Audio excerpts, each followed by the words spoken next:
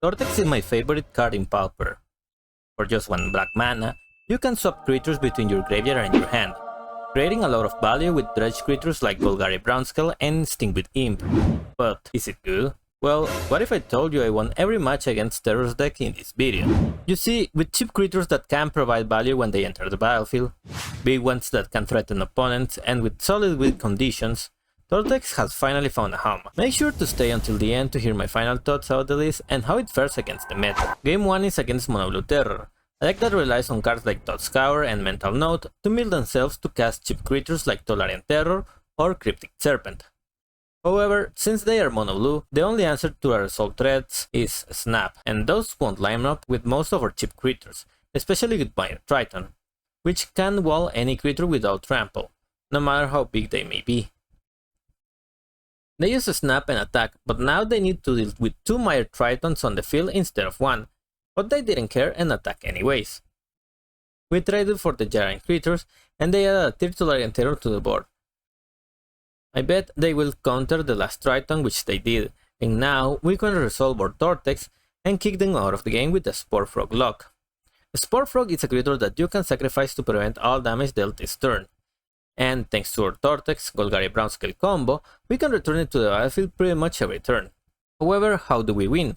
This is where the Gates package come in handy, as while one creature can focus on defense duties, the other one can start attacking thanks to Basilisk Gate, regardless of its initial size. They flip a Delver and drew many cards out of Lawrence Revealed. However, without an answer to Spore Frog, the story of the last turn will keep repeating itself. We return a Necromancer to add more pressure, and once again we return a Spore Frog and attack with a Pumped Prowler. That said, they tap out, giving me a chance to play the Necromancer, sacrifice all my creatures to Dread Return, and return a Loaded Giant to deal 1 damage for each creature in the graveyard to win the game number 1. But Cyborg, a Spore Frog, and a couple of mass battles should be good enough. While their strategy doesn't rely on artifacts, they may run some Relic of Progenitus, so we need an answer for those. As usual, find a free Cyborg arrow on my coffee link for countering other decks. A turn 2 flip Delver is something we should be careful about, and while we can try and raise 1, 2 flip Delvers are too much for us to deal with. I led with an Executing Farmer rather than with the Tortex. At first glance, this is a solid play, but I need the recursion package enabled if we want to win. But more importantly, we also need more black sources to use our loops efficiently. They attack and I prevented the damage, but they added a Tortex Terror to the board to keep up the pressure. On top of that, they reveal a Gutshot, which can deal with my Spore Frog this turn, and they can hit for 11 on theirs. I chump block when they attack and transform my Incubator token to have more board presence. I cast a Tortex on my turn, and they deal with the token and counter my enchantment, but luckily I had a second to back it up. The bad news is that they still had the Gutshot for my Spore Frog, and without any dredge creatures in my graveyard, I can't loop creatures with it on each of my turns. Because of this, we scooped and moved to game number 3. This hand is slow, but since we are on the play, we have more than enough time to set up. I played a City Wayfinder in hopes to finding a Basilisk Gate, and I efficiently did, meaning that now every creature in our deck is a threat. They play a Delver of Secrets, pass the turn, and I added a second body to the field, and took an untapped land this time so I could double spell on my next turn. They flipped the Delver and passed the turn, and now we are ahead in the race for exactly 1 point of damage. We also added 2 more bodies to the field and gained some more life in the process. Ichor Drinker is insanely good in this game, as it has lifelink, which pairs very well with Basilisk Gate, and also can be exiled from the graveyard to create an Incubator token, similar to what Sacred Cat does, but in black. They attack and add a Terror to the board, but I managed to pump an Executing Farmer, and attack with the Dimir Triton to keep up the pressure and get ahead in the race. If they decide to swing back, we will just chump block if needed. However, they were fine with trading with the Executing Farmer, and I am good with that too. They play another Serpent, pass a turn, and on mine, I decided to pump the Ichor Drinker, this time to gain some life and get ahead in the race. They kept adding their big creatures as blockers against us, so that's already good news. I keep making the same play pattern and eventually they scooped.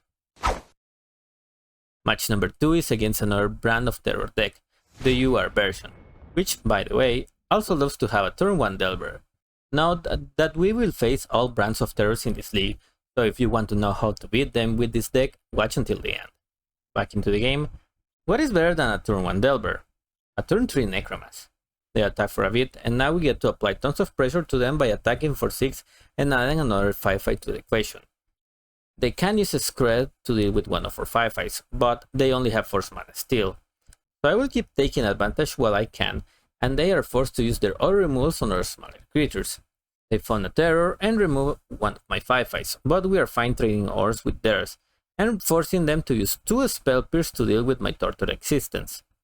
It becomes tricky as now they use Loren's Reveal to draw 3 more cards, and passed, but I found a Basilisk Gate to pump our creature for lethal. They dealt with it, but we forced a trade for the Delver, and by the end of the turn, I added an Incubator token to force more chump blocks on their next turn. However, they played 3 big creatures in a row, so now this looks like a tough field to overcome, but despite that, we just need 1 creature to get through to win the game. They attacked with all of their creatures and I was forced to chump and play a Delver. Now, they are the ones forced to chump block on their counter attack, and post combat I use a creature to mill my library, return an untapped land, and add another creature to the board. They passed the turn without attacking, and I hardcast a Lawless Giant to win the game number 1. Game number 2 started like any other against their decks. They played their turn 1 Delver and I don't have a way to kill it. Luckily, Sporfrog is here to help us, and the Cyber plan is pretty much the same across all their decks. I played both of my cheapest cards and pass, and now I put a stop on my upkeep so I can put my Brown Skill in the graveyard, return my Sporfrog after fogging their attack, and return the Brown Skill to my hand in the same turn. I will keep doing this for as long as they don't have an answer for my graveyard. Even if they counter the Sporfrog this turn, they will need to counter on each other turn or a removal to prevent them from stopping their attacks. In the meantime, we can continue to develop our board. They counter a Necromancer and play a Dimir Terror on their turn, and I decide to take the hit this time as now I can play the Golgari Brownscale, sacrifice my board to dredge return, and put that Lawless Giant into play along with the Necromancer to pressure their life total. They stay back, and we launch a big attack on them. They chump block, and post combat I added an Incubator token to the field along with an X-3 Farmer to find a Basilisk Gate.